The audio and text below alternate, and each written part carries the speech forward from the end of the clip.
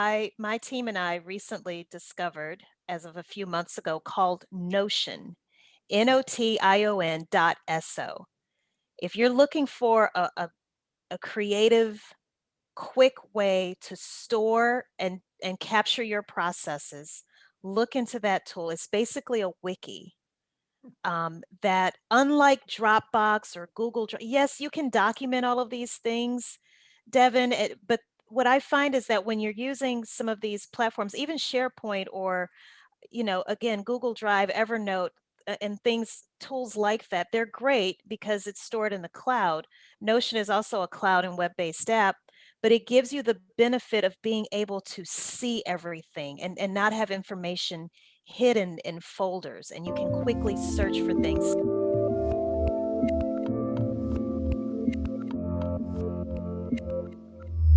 Hey everyone, this is Devin Miller here with another episode of The Inventive Journey. I'm your host, Devin Miller, the serial entrepreneur that's grown several startups into 7 and 8 figure businesses, as well as a CEO and founder of Miller IP Law, where we help startups and small businesses with their patents and trademarks. If you ever need help with yours, just go to strategymeeting.com and I'm always happy to help. Now, today we have another great guest, and it's an expert episode, which I love because we get to talk about a whole lot of fun and exciting things. Is with Alicia, Butler, Pierre, and I'm trying to make sure I'm working on not or mispronouncing people's names, so hopefully I got it right. But as a quick introduction, so a little bit about what we talk about is a bit more on the operation side of a business and kind of how you go about what is operations, why do you need operations, kind of what do you identify with that. Sometimes why do operations take a backseat with startups and why they shouldn't, but why it happens and what you can do to avoid it, as well as a little bit on, maybe covering a little bit on processes and looking at assets on the balance sheet and how to set up those operations and infrastructure and maybe even a little bit of IP law. We'll see if we get there. So a lot of fun conversations that I'm excited to have. And with that much, welcome on the podcast, Alicia. Thank you, Devin, and you pronounced my name perfectly. All right. So Well, thank you. that doesn't happen very often. So I'll take that as a big compliment because I'm usually like, I think it's this way. And then they always come back and hear about it. I always have to apologize. I'm like, it's really no intent offense intended. It's just that for whatever reason, I tend to slaughter days. So glad I got one right. So with that, before we jump into the, talking a little bit of operations and whatnot, maybe give the listeners kind of a bit of your background, 1 or 2 minutes on kind of why you're an expert in this area, what your experience is, and why they should listen to what you have to say. Sure. Well, thank you for sharing your platform with me, first of all. Just to Absolutely. give, I guess, a really quick and dirty description of my background and why it makes me an expert. My career actually started in chemical engineering, Devin, and that's where I was first introduced to process engineering. So for those who may not realize it, many chemical engineers, when we work in chemical plants and oil refineries, we're really called process engineers. And what that means is that in the manufacturing of a particular product, in my case, my very first job was at Monsanto, so I was making Roundup.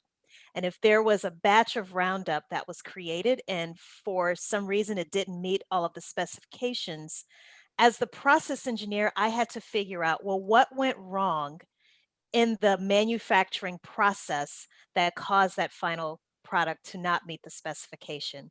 So I knew I didn't want to be in a plant for the rest of my life or an oil refinery. Hmm. So I actually went back to business school. And I should also say, I quickly realized, Devin, I would say maybe several months into that very first job as an engineer, that I didn't understand the business decisions that drove our day-to-day production schedules.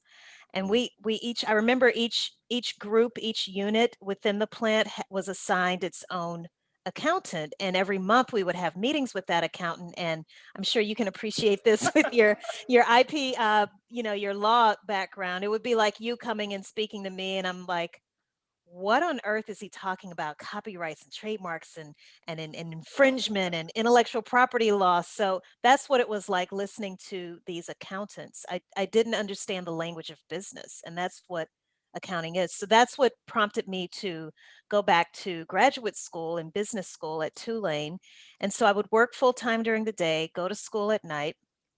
And by the time I graduated, Devin, I I had this feeling I needed to get out of New Orleans. That's where I was living at the time.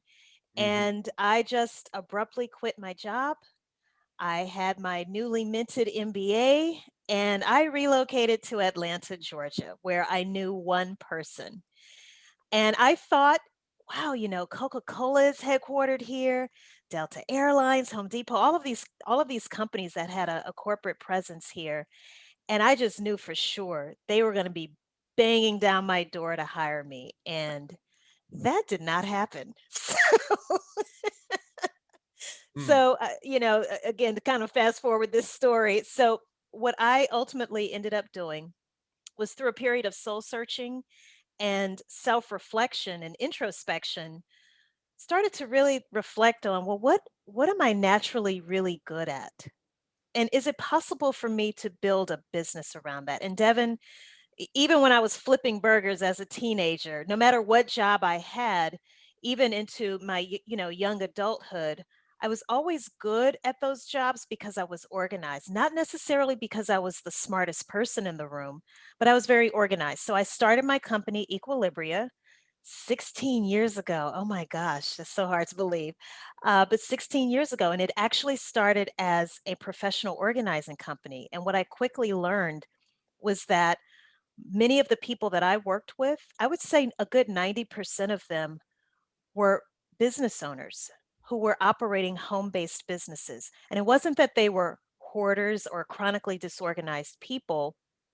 They just needed systems and processes. So that's where my process experience working as an engineer came into play. And eventually, over the years, the language shifted from providing professional organizing services to business infrastructure Mm. services. And so, after working with hundreds of clients, speaking on many stages, having that engineering background, that, Mm. my friend, is what makes me an expert, I think. Awesome. Well, that was a great run through, and it was fun to hear a little bit of your journey of how you got here, as well as all the experience that drove you to here. So now, with that and with that introduction, let's dive into the topic at hand a bit. And the first question, especially if you're a startup or a small business, it's going to be a simple one, but what is operations, or what is that kind of thing? What does that mean? And how should they interpret that, as far as, because sometimes you'll hear COO or chief operations officer, or some variation of that. And they say, well, that sounds good. We probably have that. We do operations, we sell stuff, we make stuff. But what is, when they're looking at kind of what operations is and why they need it, kind of what does that mean? I'm really glad you started with this question because I take for granted that many people still don't really understand what we mean when we say operations. So, the most simplified definition that I can give is, if we were to compare this to marketing, marketing are the activities that relate to your company's products and services being seen, and operations is refers to the activities that aren't seen but are experienced by your customers. So marketing involves, obviously, the sales, the branding, the personal branding, the promotion, the publicity, the PR, the customer facing things that you do, social media, podcasting, all of those things that you do to generate awareness about who you are and what you have to offer in terms of goods and services.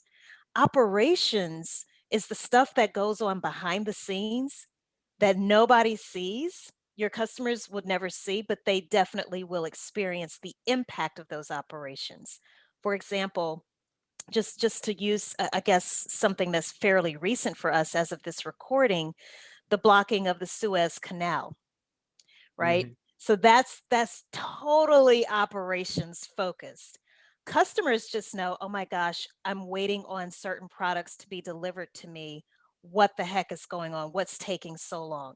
They Why am just I know not that getting 2-day ex- delivery on Amazon Prime? exactly. You just know as a customer, regardless of what company you ordered something from, you just know that there's a delay, but you don't realize what's going on behind the scenes that's contributing to that delay. So now you have a bad experience, and that retailer that you have purchased something from and you're waiting on delivery from, now it impacts your relationship with that retailer. So Marketing is the seen, operations is the unseen.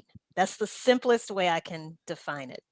No, and I like that. I mean, and it is really kind of what happens behind the scene in the sense that you always see what happens on in the front end. You know, you see the videos, you see the marketing, you see the podcast.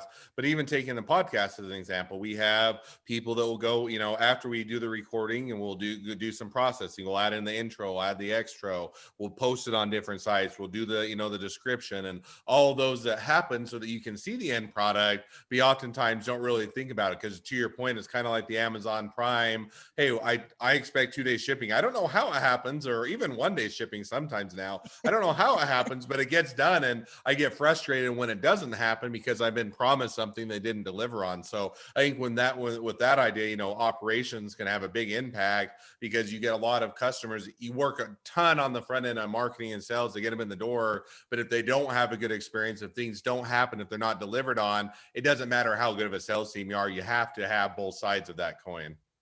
That is perfect. And I love the fact that you mentioned the word promise because that's another way that I define the difference between marketing versus operations. So marketing is all about what is that promise? Your promise is to provide a podcast, for example, every week.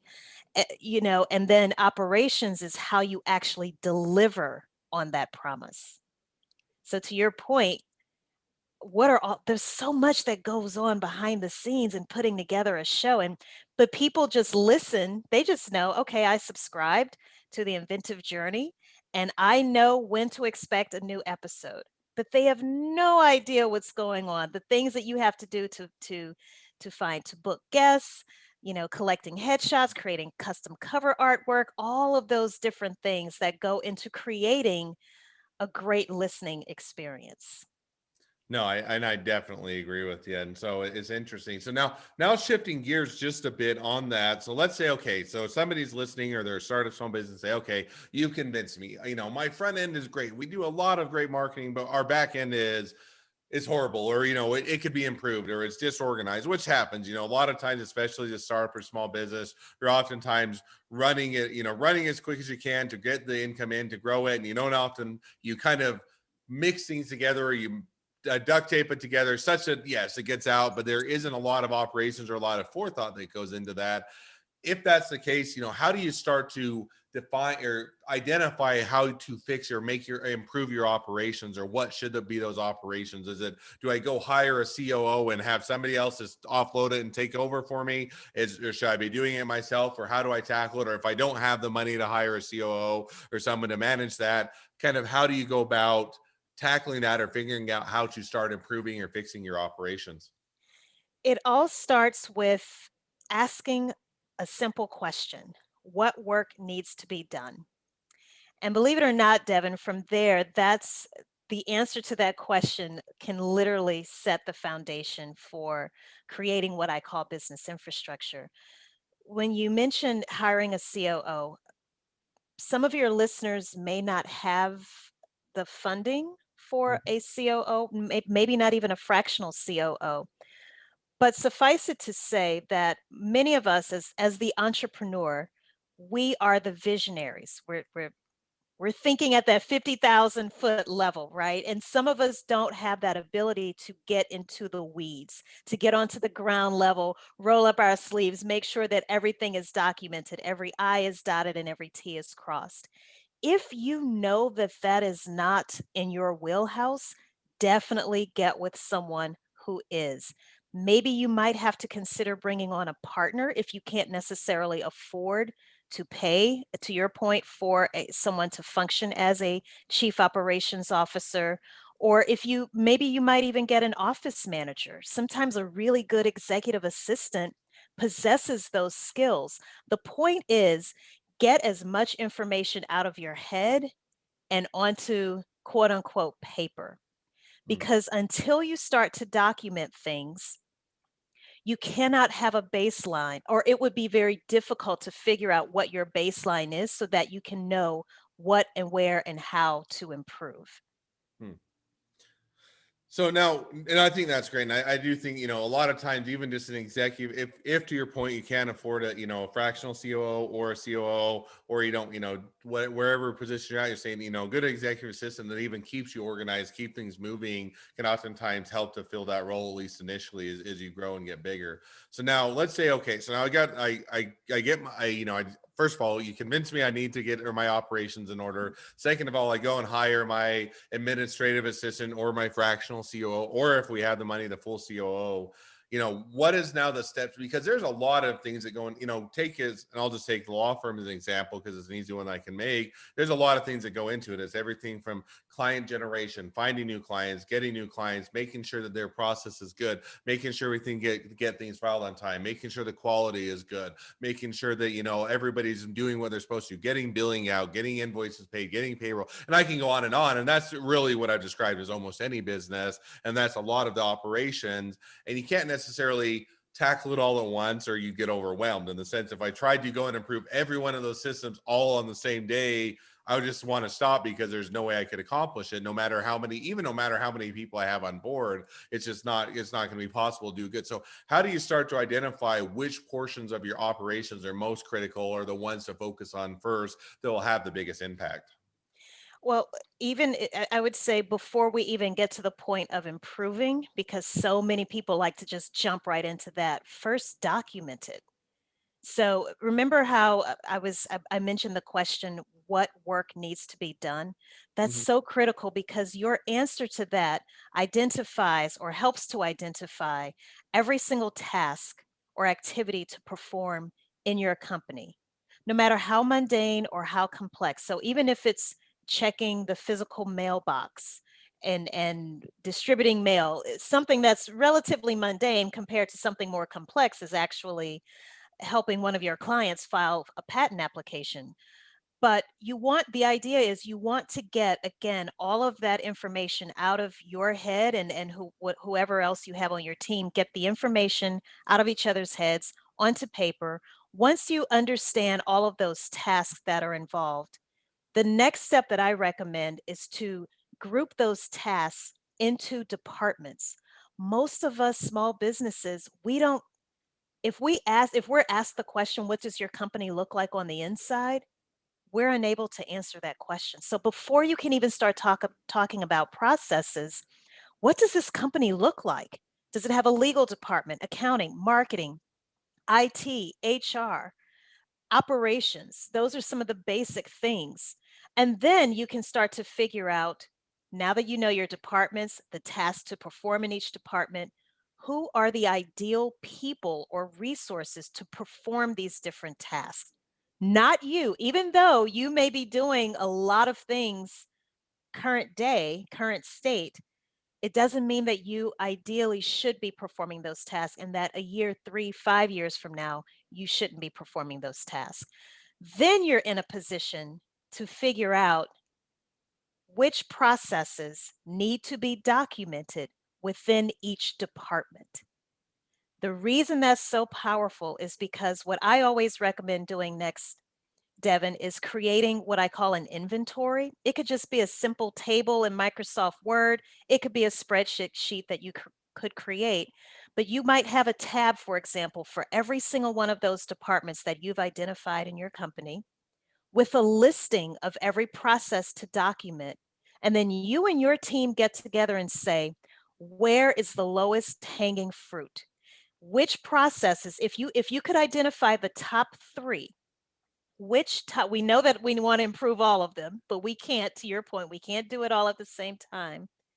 But what are the top 3 where if we were to improve these top 3 processes over the next 90 days, it would significantly impact our bottom line in a very positive way? That's an approach that I would use, go through the rigor of figuring out what work needs to be performed, how to group that work into departments and then ultimately processes, then prioritize those processes, tackle the top 3 first, and then from there, just kind of put the rest on a schedule. Mm. No, and I like that because that's kind of even when I get into intellectual property, which I think there's a bit of overlap. It's kind of the same thing as you can. oftentimes, you have patents and trademarks and copyrights and business formations, a lot of things to tackle. And as much as you want to get it all done at once or all at the same time, because especially if you're type A personality or a bit anal retentive, you're a startup or an entrepreneur, type oriented, you wanting to get it all done and you want to get it all done now, and yet you're going to burn yourself out. You're not going to, and even if you try to get it all done now, you're probably going to end up cutting corners and not getting it done as well as you should because you're trying to tackle it. So I like the kind of, let's do it, figure out first of all, what are the departments, what are the areas, break it up, get it on paper, and then choose those top areas that are going to be most impactful to the business. And the other thing that I think that people oftentimes overlook is a lot of times where you should do it is what's going to drive the biggest ROI or return on investment, meaning let's see, okay, we have 20 different tasks and they're all going to be important, but some of them are going to improve our customer experience. Some of them are going to make it so we're on time better, so we ship more quickly, so we get better quality. And whatever the areas you're lacking, let's do that because it will have the biggest impact on your business. And then those other ones that you still want to really get to but aren't as impactful, then let's move those down on the list until you have the ability to get to them. Absolutely, absolutely. And if it's okay, I if I could just share really quickly in my book. So that's what I just described as part of a framework that I've created. Speaking of the inventive journey, that's a framework that I invented back in 2008. And it works every single time, Devin, regardless of industry, regardless of, well, I will say this, it tends to work better for established companies because when you're a startup, you're still trying to figure things out. You don't know what you don't know. But once you've been in business for at least 2 to 3 years, you've kind of started to work out a routine for yourself, even though you still may be figuring a lot of things out. I think you're just in a better position to be able to identify processes that need to be documented. But the name of my book is called Behind the Facade: How to Structure Company Operations for Sustainable Success. And so it literally tells you step by step how to do some of the things that you and I have been talking about so far.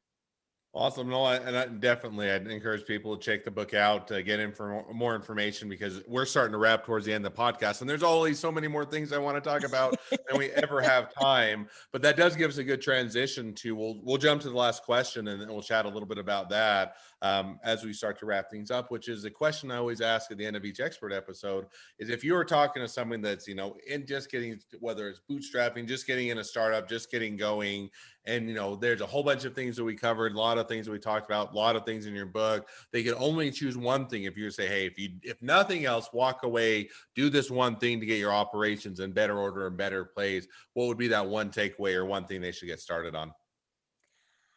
I so I I would say buy my book. But if I could recommend a technology, if that's okay. So there's a tool that my team and I recently discovered as of a few months ago called Notion, Notion.so. If you're looking for a creative, quick way to store and capture your processes, look into that tool. It's basically a wiki that, unlike Dropbox or yes, you can document all of these things, Devin. But what I find is that when you're using some of these platforms, even SharePoint or again, Google Drive, Evernote, and tools like that, they're great because it's stored in the cloud.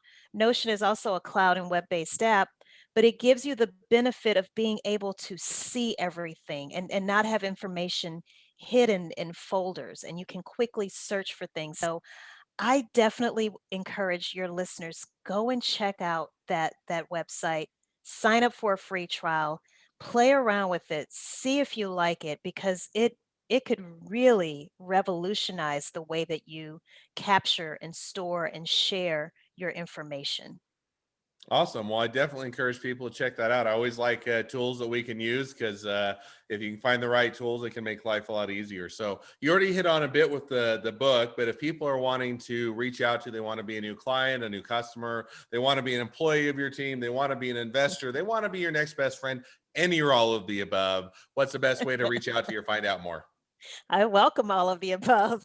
The best way, honestly, is to connect with me through my personal website, and that is aliciabutlerpierre.com. So that's ALICIABUTLERPIERRE.com. And when you're there, it's like a hub for everything that I have going on. So if you want to find out more information about the book, you can do that. You can find out about my podcast, the Business Infrastructure Podcast, as well as my consulting firm, Equilibria. And there's links to all of my social media profiles there as well.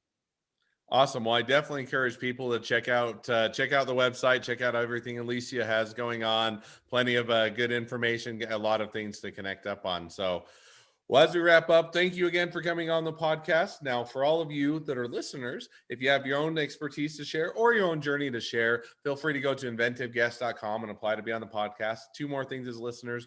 One, make sure to click subscribe in your podcast player so you know when all of our awesome episodes come out. And two, leave us a review so new people can find out about us. Last but not least, if you ever need help with patents, trademarks, or anything else with your business, reach out to us at Miller IP Law. Just go to strategymeeting.com. Thank you again, Alicia. It's been fun. It's been a pleasure. Appreciate you coming on and wish the next leg of your journey even better than the last. Oh, thank you so much, Devin. I really appreciate it.